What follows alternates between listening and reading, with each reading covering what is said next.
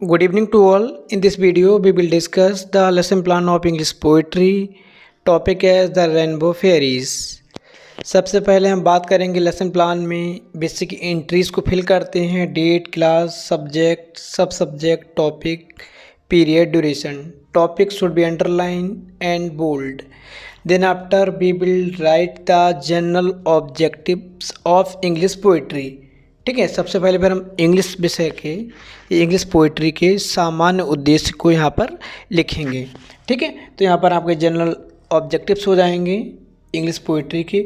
Then after we will talk या we will write specific objectives. फिर हम विशिष्ट उद्देश्य की बात करेंगे. डिपेंड्स ऑन टॉपिक, जो कि आपके टॉपिक के ऊपर डिपेंड करेंगे. आल्सो कैटेगराइज इन 3 पार्ट: नॉलेज, अंडरस्टैंडिंग, एप्लीकेशन, जो कि आपके ज्ञानात्मक, बोधात्मक, क्रियात्मक या अनुप्रयोगात्मक में डिवाइड रहते हैं. ठीक है, यहाँ पर हम नॉलेज डायमेंशन में students will be able to know about the poem the rainbow fairies.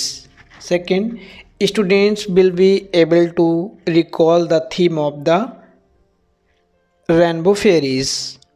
Understanding, students will be able to summarize the conversation of the character of the rainbow fairies.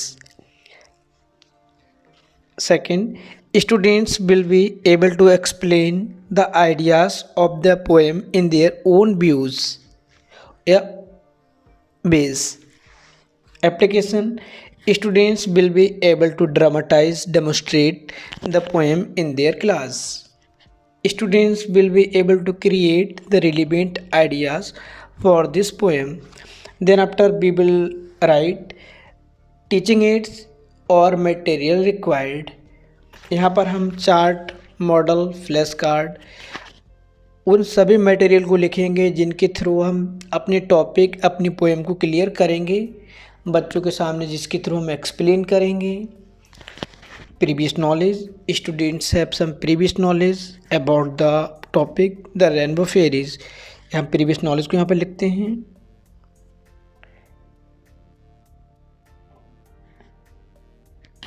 Then next the step introductory questions. अब यहाँ पर हम बात करते हैं प्रस्तावना प्रश्नों की. Introductory question is the main part of the lesson plan. Here we linked the previous knowledge of students with the new knowledge. यहाँ पर बच्चे की जो प्रीवियस नॉलेज होती है उसके थ्रू हम न्यू नॉलेज से लिंक करते हैं. तो question should be easy, in systematic way, complete sentence, 2 meaning word से हम बचेंगे यहाँ पर. तो यहाँ पर हम क्वेश्चन को फ्रेम करते हैं. पीपल टीचर एक्टिविटीज़ और स्टूडेंट एक्टिविटीज़. यहाँ पर हम क्वेश्चन करेंगे what do we need to work. Student answer देंगे, रिस्पॉन्ड करेंगे आपको we need energy to work. तो यहाँ पर आंसर आपको कंप्लीट सेंटेंस में लेना है और जो 1 वर्ड में आंसर देगा उसको डिनाई करेंगे. इस तरह से आपको यहाँ पर इंट्रोडक्टरी क्वेश्चंस बनाने हैं. जो लास्ट क्वेश्चन आपका होगा वो आपका प्रॉब्लमेटिक होगा, समस्यात्मक होगा. उसके बाद आप स्टेटमेंट ऑफ द एम, उद्देश्य कथन देंगे. Dear students, today we shall study about the poem The Rainbow Fairies. तो यहाँ पर जैसे आप स्टेटमेंट देंगे आप ब्लैक बोर्ड पर अपने टॉपिक को अंडरलाइन कर देंगे. ओके, इसके बाद आपका एक्चुअल प्लान यहाँ से स्टार्ट होता है. प्रेजेंटेशन के बाद कॉलम डिवाइड रहेंगे आपके 5: teaching point, people teacher activities, students activities, method and technique और ब्लैक बोर्ड राइटिंग वर्क. और सबसे पहला जो पोइट्री में आपका पॉइंट होता है वो होता है जिस्ट ऑफ द पोएम. यहाँ पर हम पोएम को समराइज करेंगे, पोएम को एक्सप्लेन कर देंगे, पोएम की स्टोरी बता देंगे, क्या थीम है, सेंट्रल थीम हम यहाँ पर बताएंगे. और यहाँ पर हम कोशिश करेंगे जो इस पोएम हमको रिसाइट करना है उसके अंदर जो करेक्टर हैं, जो उसकी थीम है, उसको हम एक अट्रैक्टिव चार्ट और मॉडल के थ्रू समझाएंगे.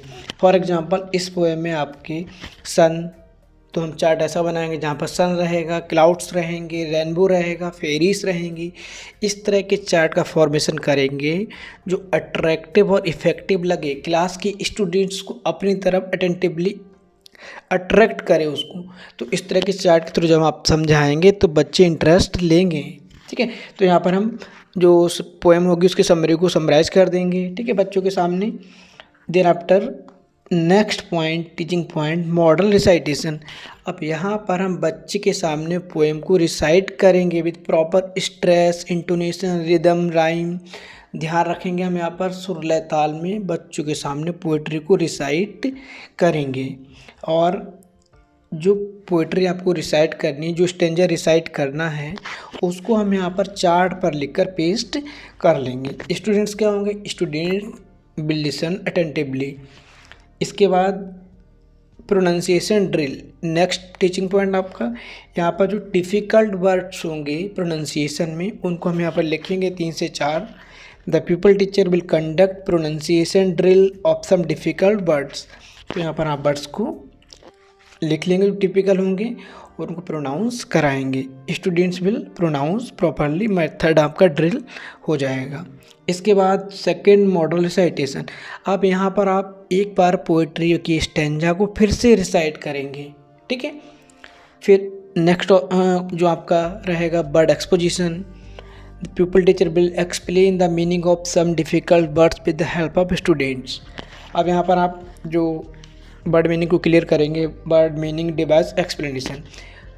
फॉर एग्जांपल पहला वर्ड्स आपका बम्प्ड, मीनिंग बताएंगे हिट, डिवाइस डायरेक्ट रहेगा। अब यहाँ पर आप आपस में 2 ऑब्जेक्ट को हिट करके दिखाएंगे तो बच्चों को डेमोस्ट्रेशन देखने को यहाँ पर मिलेगा। आप कोशिश करेंगे कि बच्चों को डेमोस्ट्रेशन के थ्रू मीनिंग क्लियर करें जिसकी वैलिडिटी बढ़ेगी, ठीक है, और जो आपका लॉन्ग टाइम के लिए रिलायबल रहेगा। क्योंकि बच्चे जो चीज़ देखते हैं उसको ज़्यादा याद रखते हैं सुनने की अपेक्षा। तो मल्टी सेंसरी अप्रोच हो जाएगा और बच्चे उसको बहुत अच्छे से रिसीव करेंगे और आपको रिस्पॉन्ड भी करेंगे, ठीक। फास्ट, मीनिंग क्विक, सेंटेंस के थ्रू आप बता देंगे, कोई भी सेंटेंस आप चाहें जो बना सकते हैं। इसी तरह आपको 4 वर्ड्स रखना है। स्टूडेंट्स विल रिस्पॉन्ड, और आप कोशिश करेंगे वर्ड एक्सपोजिशन वाले कॉलम में आप स्टूडेंट्स को भी इन्वॉल्व करें, उनको भी पार्टिसिपेशन का मौका दें। क्योंकि इंग्लिश पोइट्री, इंग्लिश प्रोज में बच्चे इतना पार्टिसिपेट नहीं हो पाते हैं, तो वर्ड मीनिंग के थ्रू, प्रोनाउंसिएशन ड्रिल के थ्रू बच्चों को आप इन्वॉल्वमेंट दें, उनको पार्टिसिपेशन को बढ़ाएं, बच्चों के साथ इंटरेक्शन करते रहें। नेक्स्ट आपका रहेगा इमिटेशन रीडिंग। अब स्टूडेंट्स पोएम को रिसाइट करेंगे, ठीक। The pupil teacher will ask 2 or 3 students to recite the poem properly.